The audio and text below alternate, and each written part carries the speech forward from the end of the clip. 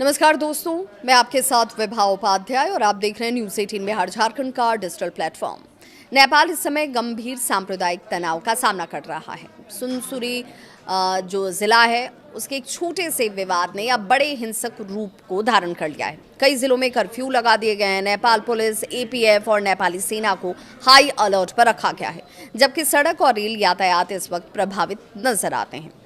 आखिर ये हिंसा कैसे शुरू हुई, किन किन इलाकों तक ये फैल चुकी है और नेपाल सरकार पर सवाल क्यों उठ रहे हैं, पूरी रिपोर्ट के जरिए जानकारी हम आपको दें। ये पूरा मामला नेपाल के सुनसरी जिले की देवानगंज गांव पालिका के कप्तानगंज इलाके से शुरू होता है। रिपोर्ट के मुताबिक दो समुदायों के धार्मिक कार्यक्रमों के दौरान विवाद शुरू हुआ। कुछ मीडिया रिपोर्ट्स भी कहती है कि कांवड़ यात्रा के दौरान लाउडस्पीकर और धार्मिक झंडों को लेकर तनाव बढ़ा और बाद में ये हिंसक रूप में बदल गया। स्थिति बिगड़ने पर पुलिस ने भीड़ को नियंत्रित करने के लिए बल प्रयोग किया और गोलीबारी की घटनाएं भी सामने आई।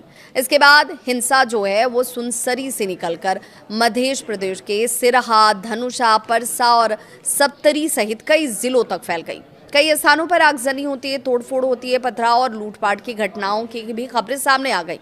हालात को देखते हुए नेपाल पुलिस, सशस्त्र पुलिस बल जिसे एपीएफ के नाम से आप जानते हैं, और नेपाली सेना को हाई अलर्ट पर रख दिया गया।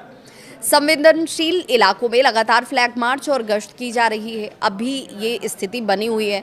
सिरहा के गोल बाजार, लहान और सिरहा बाजार के साथ धनुषा के जन कपूर धाम और परसा के वीरगंज और सप्तरी के राजविराज तथा बोदे बरसाइन की बात करें, कई ऐसे इलाके हैं जहां पर इस वक्त कर्फ्यू लागू है। लोगों की आवाजाही पर इस वक्त पाबंदी लगी हुई है और प्रशासन ने नागरिकों से घरों में रहने की अपील की है। इस हिंसा में कई लोगों के घायल होने की भी खबर है। विभिन्न रिपोर्ट्स में ये कहा गया कि मृतकों की संख्या अलग अलग हो सकती है। कुछ रिपोर्ट जो कहती हैं वो कहती हैं कि कम से कम जो जानकारी इस वक्त सामने आ रही है उस अनुरूप में एक शख्स की मौत हुई है, जबकि अन्य कई रिपोर्ट्स ऐसे कहते हैं कि कई लोग इसके दौरान उनको लेकर जान माल का नुकसान उठाना पड़ा है। हालांकि आधिकारिक आंकड़ों की पुष्टि होने तक अंतिम संख्या स्पष्ट नहीं होगी। घायलों में नेपाल पुलिस के वरिष्ठ अधिकारी भी शामिल हैं और कई पुलिसकर्मियों के भी शामिल होने की जानकारी सामने आई। हिंसा का असर आम जनजीवन पर पड़ा। कई स्थानों पर सार्वजनिक परिवहन प्रभावित हो गए। भारत नेपाल सीमा से जुड़े मार्गों पर सुरक्षा बढ़ा दी गई, जबकि कुछ रेल और बस सेवाएं भी प्रभावित नजर आईं। नेपाल सरकार ने लोगों से सोशल मीडिया पर अफवाह या फिर भड़काऊ सामग्री साझा न करने की अपील की। प्रशासन ने कहा कि किसी भी संदिग्ध गतिविधि की तुरंत सूचना सुरक्षा एजेंसियों को दी जाए। दूसरी ओर विपक्ष और कुछ मानवाधिकार कार्यकर्ताओं ने सरकार की शुरुआती प्रतिक्रिया पर सवाल खड़े किए।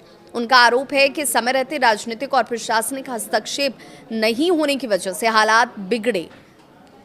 सरकार का ये कहना कि स्थिति पर लगातार नजर रखी जा रही है और कानून व्यवस्था पूरी तरह सामान्य होने तक अतिरिक्त सुरक्षा व्यवस्था जारी रहेगी। फिलहाल नेपाल के कई संवेदनशील इलाकों में तनाव बना हुआ है। प्रशासन हालात को देख रही है, समझ रही है और लोगों से शांति बनाए रखने की अपील भी लगातार हो रही है। इस पूरे मामले में आधिकारिक आंकड़े और जानकारी समय के साथ साथ बदल सकते हैं, इसीलिए विश्वसनीय सरकारी स्रोतों और स्थापित समाचार को लेकर ही आप इससे कोई जुड़ी हुई अपडेट रखें अपने पास। अगर आपको ये वीडियो जानकारीपूर्ण लगती है तो वीडियो को ज़रूर लाइक करें।